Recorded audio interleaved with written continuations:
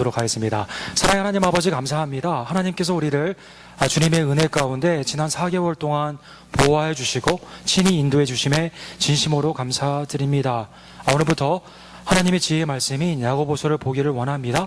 성령님 우리 마음 가운데 깨달을 수 있는 지혜를 허락하여 주시고 삶 가운데 행할 수 있는 능력을 더하여 주시옵소서. 지혜와 능력과 하나님의 영광이 충만한 우리 언덕교회로 주님 친히 인도하여 주시옵소서. 예수 그리스도의 이름으로 간절히 기도드립니다.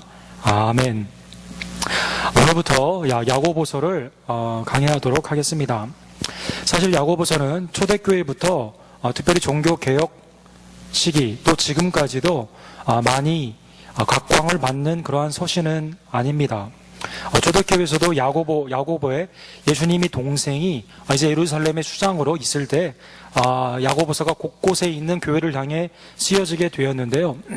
쓰여진 그 문학적인 그 수준이 그렇게 높지 못하고 특별히 직성적인 명령이 굉장히 많았기 때문에 캐톨릭의 유명한 신학자인 에라스무스는 야고보서는 조금 더 다른 서신에 비해 뒤떨어지는 서신이다라고 폄하하는 그러한 말도 한 것입니다.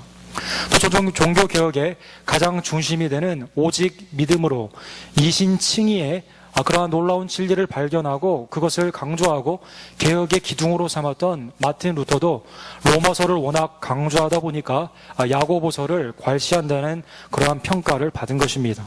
또한 자본주의의 꽃에 살고 있는 미국에서도 어떻게 보면 경제적인 불평등 또 교회에 있어서 성도들을 향한 구체적인 실천 강령이 많이 나와 있는 야고보서는 오늘날 현대 성도들이 접하기가 또 그 말씀을 듣기가 거북스러운 그러한 책으로 전락한 것입니다. 그러나 하나님께서는 우리를 이념적인 생각 따로 삶 따로가 아니라 행동하는 믿음, 행함에 있는 믿음으로 말미암아 살아있는 성도의 삶으로 인도해 주시기를 원하시기 때문에 야고보서는 오늘날에 여러분과 제가 절실하게 보고 그 가운데 행해야 되는 귀한 하나님의 영원한 진리의 서신인 것입니다. 오늘 보면 1절에 보면 구약에 있는 12지파의 하나님의 택한 족속의 의미가 이제는 그리스도 안에서 성도들에게 적용되는 것을 볼 수가 있습니다. 야고보는 흩어져 있는 12지파에게 문안한다라고 나와 있습니다. 더 이상 주데이즘, 유대교회에 있어서 12족속의 의미가 이미 그리스도로 말미암아 다 성취가 되고 이제 폐기가 된 그 시기에 하나님의 택한 족속, 하나님이 일을 하도록 제사장의 나라로 부름을 받고 있는 것은 유대인의 그러한 생리적인 그러한 민족이 아니라 주님 안에서의 성령으로 거듭난 이제 성도들에 의해서 이어져 나가고 있는 것입니다. 사도행전 11장에 보면 교회는 핍박을 받을수록 성도들이 흩어졌지만 그러나 흩어져 있는 성도들은 곳곳에 가서 말씀을 전파하고 세계 여러 곳에 이미 그 당시에 많은 교회가 서게 된 것입니다. 베드로전서 1장 1절에도 베드로 사도도 동일한 흩어진이라는 단어를 쓰고 있습니다. 예수 그리스도의 사도 베드로는 본도, 갈라디아, 갑바도기아, 아시아와 비누디아의 흩어진 나그네, 성도의 개념을 흩어진 하나님의 나라의 시민으로 이 땅에는 나그네의 삶으로 살아간다라고 말하는 것입니다. 오늘 그러한 의미에서 야고보서는 21세기에도 곳곳에 흩어져 있지만 하나님의 말씀 가운데 세워져 있는 그러한 교회의 성도들에게 주시는 그러한 말씀인 것입니다. 야고보는 예수님의 동생으로 일제기 초기에는 예수 그리스도의 하나님 아들 되심을 깨닫지 못하고 예수 그리스도의 사역에 걸림돌이 되는 형제와 누이 중에 하나였습니다. 그러나 그가 동생이지만 역시 예수 그리스도의 보혈로 구원을 받고 부활의 증거자가 됨으로 말미암아 오늘 본문에 보면 하나님과 주 예수 그리스도의 동생이라고 하지 않고 둘로스라는 종이라는 그러한 단어를 쓰면서 자기를 낮추고 그리고 하나님의 종으로 그리스도의 종으로 성도들을 향해서 하나님의 진리의 말씀을 주신 것입니다. 야고보서는 성도에게 주시는 이 땅에 핍박이 있고 시련이 있지만 그러나 하나님의 뜻 가운데 살아가기를 원하는 즉 그것이 지혜인데 지혜로운 성도가 될 수 있도록 오늘 1세기 그리고 21세기에 오늘 우리에게도 지혜의 말씀을 주시는 것입니다. 세속에서 성도는 어떻게 지혜 있게 살아갈 수 있을까요? 오늘 본문에 있는 내용으로 네 가지를 한번 살펴보고자 합니다.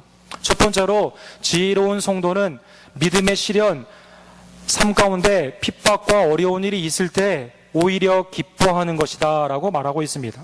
2절에 내 형제들아 너희가 여러 가지 시험을 당하거든 온전히 기쁘게 여기라 라고 말했습니다. 본문에 나오는 시험은 시련이라고 번역하는 것이 조금 더 적합할 것입니다. Trials of various kinds.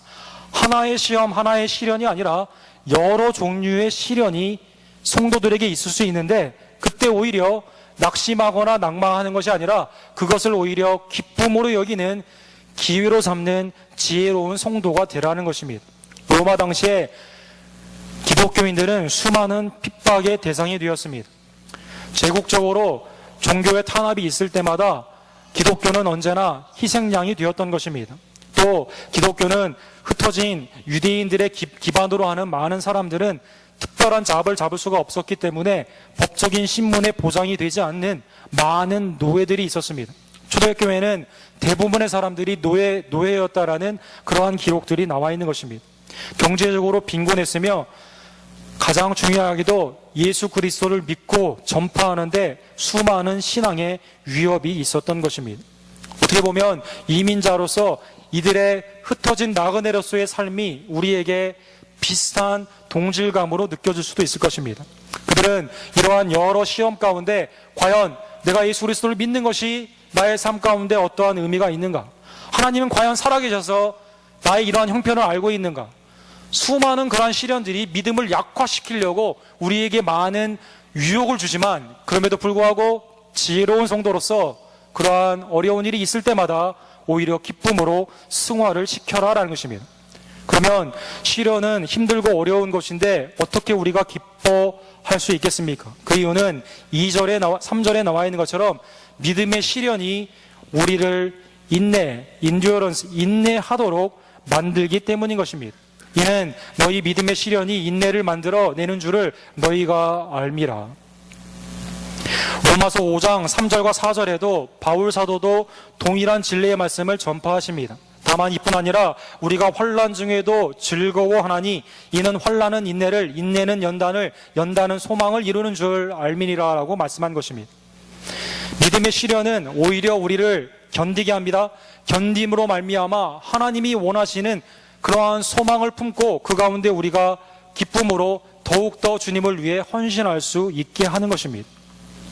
비록 육신적으로 마음적으로 힘들고 어렵지만 그러나 이 기간을 지나게 되면 하나님께서 이 놀라운 축복을 주신다는 그러한 마음을 가지고 지혜로운 성도로서 시험이나 시련이 있을 때 낭망하지 말고 오히려 기뻐하라는 것입니다. 4절에 보면 지혜로운 성도는 인내를 온전히 이루어 하나님의 일을 하는데 부족함이 없게 됩니다. 인내를 온전히 이루라. 이는 너희로 온전하고 구비하여 조금도 부족함이 없게 하려 함이라. 인내로운 성도, 인내를 가지는 그러한 성도는 하나님의 일을 하는데 부족함이 없습니다. 모든 시련을 겪었기 때문에 다른 성도들에게도 위로를 할 수 있습니다. 그리고 그 다음에 있는 다른 어떠한 시험도 이미 하나님께서 우리를 건져 주셨기 때문에 두려워하지 않는 것입니다. 생명의 면류관은 누구에게 주십니까? 야고보서에서는 시험을 참는 자에게, 인내하는 자에게 주신다라고 말씀하십니다. 야고보서 1장 12절 오른쪽 슬라이드에 있는데 우리 함께 다 같이 기도하겠습니다. 시험을 참는 자는 복이 있나니 이는 시련을 견디어낸 자가 주께서 자기를 사랑하는 자들에게 약속하신 생명의 면류관을 얻을 것이기 때문이다. 하나님께서 우리를 다 사랑하십니다. 그런데 오늘 본문에 보면은요, 특별히 하나님께서 사랑하는 자에게 면류관을 주시는데요, 생명의 면류관을 받는 자들이 누구냐? 그것은 시험 가운데 도태되는 것이 아니라, 시험 가운데 뒤로 물러가는 것이 아니라, 시험 가운데 낭망하는 것이 아니라 시험을 인내, 오래 참음 가운데 견디는 자들이다라고 말씀한 것입니다. 사랑하는 성도 여러분, 이 세상에 세속이 아무리 성도들을 핍박한다 하더라도, 또 여러 시험이 있다 하더라도 오늘 본문의 말씀을 다시 한번 깨달아 기쁘게 여기며 인내를 누리워 주님의 생명의 면류관을 상으로 받는 우리 언덕교회 모든 성도님들이 되기를 간절히 원합니다. 5절에 보면 세 번째로 지혜 있는 성도는 하나님 앞에 간구하는 성도입니다.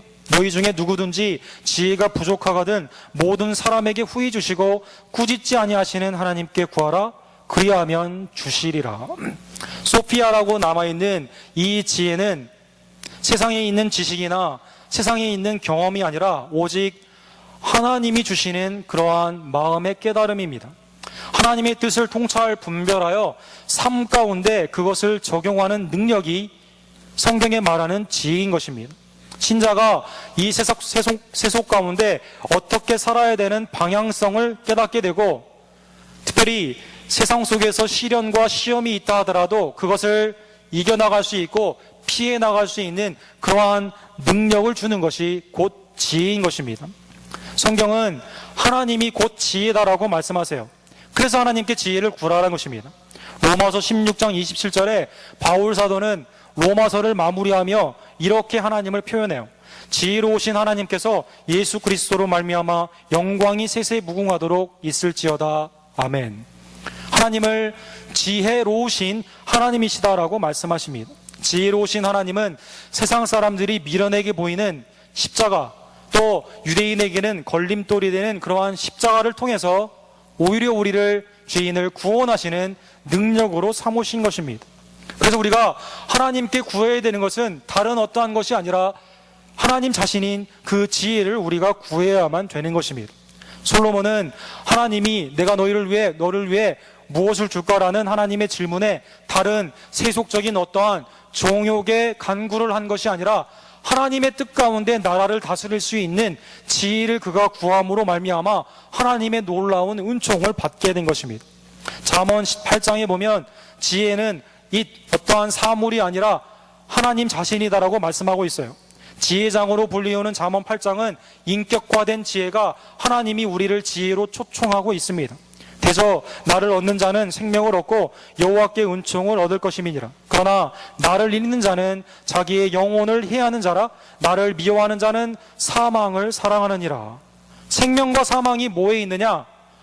하나님을 경외하는 것이 지혜의 근본인데요, 지혜 되시는 하나님을 사랑하고 하나님께 지혜를 구하고 주님의 뜻 가운데 살아가는 지혜로운 삶을 사는 것이 곧 생명의 삶인 것입니다. 그러나 지혜 되신 하나님을 싫어하고 내 뜻대로 살아가며 세상의 방법대로 살아가게 되면 그는 사망을 사랑하는 그러한 사람이 되는 것입니다. 이 세상에서 성도에게 필요한 것은 무엇일까요?